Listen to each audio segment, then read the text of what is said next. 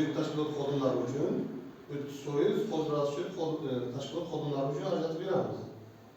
Avtokreditlarimiz mavjud. 25% boshlatilgan to'lov sharti bilan kredit haqida gapirdik-ku, uy-joy.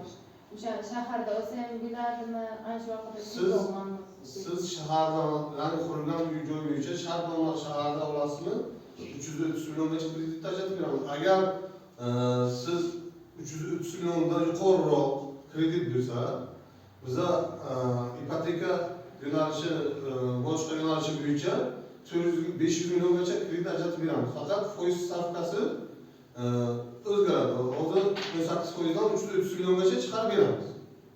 Agar nima bo'lsa, necha yilga? 20 yilga boshlang'ich badali 15% nimasini to'laysiz. 15%, qolganini kredit ajratib beramiz. Choradamiz chiqarish yo'llarini bo'yicha biron savolingiz bo'lsa gapiravering. Aka, shu 5 million ekran go'ydakda hisoblayman.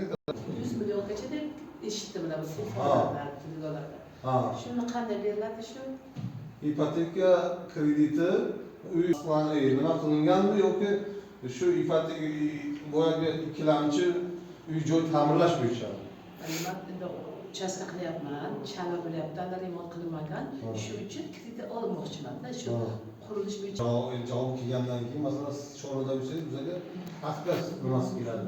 Haqiqatdan ham qarzdor bo'lsa, qarzi bo'lsa, yo'q qarz ko'tarmasa, bizga keladi rayonga to'xtasa. Haqiqatdan ham qabul qilindi yoki qabul qilinmadi. Qabul qilinsa, sizdan keyin chaqiramiz-da, hujjatlarni masalan rasmiylashtirish, kadastr hujjati bormi uyingizda? Shu